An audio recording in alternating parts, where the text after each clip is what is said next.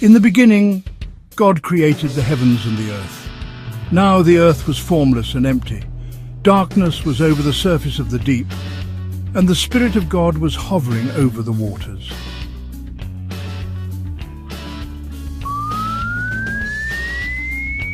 And God said, "Let there be light," and there was light. God saw that the light was good, and he separated the light from the darkness. God called the light day, and the darkness he called night. And there was evening, and there was morning, the first day.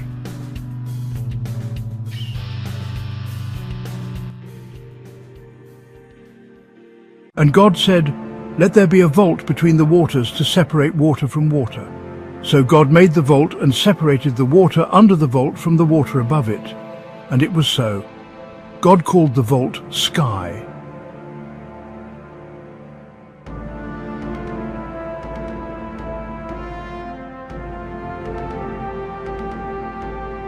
And there was evening and there was morning, the second day. And God said, "Let the water under the sky be gathered to one place, and let dry ground appear." And it was so.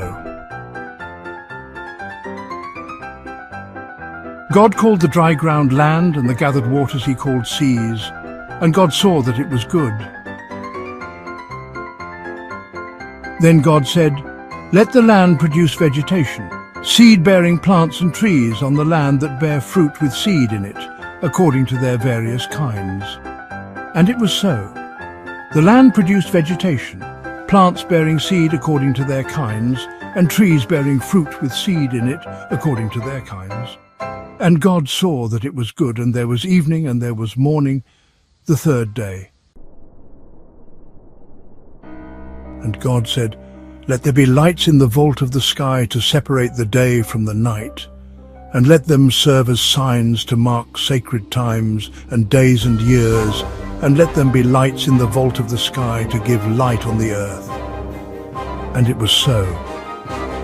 God made two great lights, the greater light to govern the day and the lesser light to govern the night.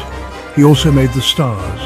God set them in the vault of the sky to give light on the earth, to govern the day and the night, and to separate light from darkness. And God saw that it was good. And there was evening and there was morning, the fourth day. And God said, "Let the water teem with living creatures, and let birds fly above the earth across the vault of the sky."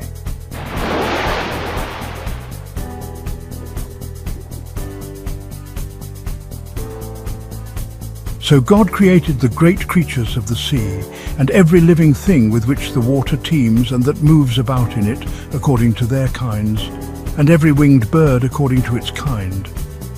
And God saw that it was good.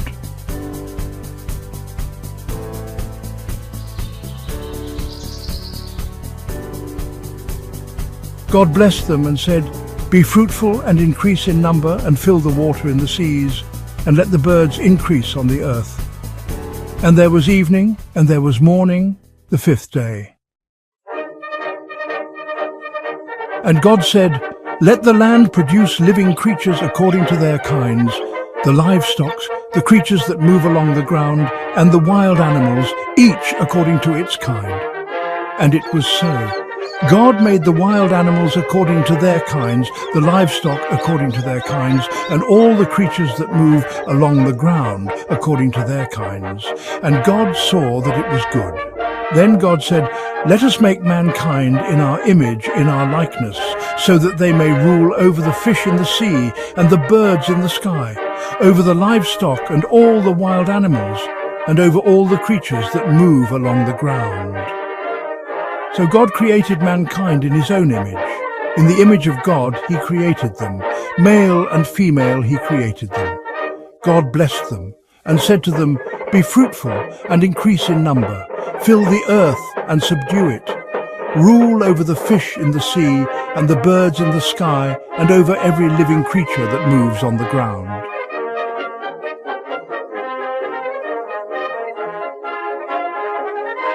Then God said, "I give you every seed-bearing plant on the face of the whole earth, and every tree that has fruit with seed in it.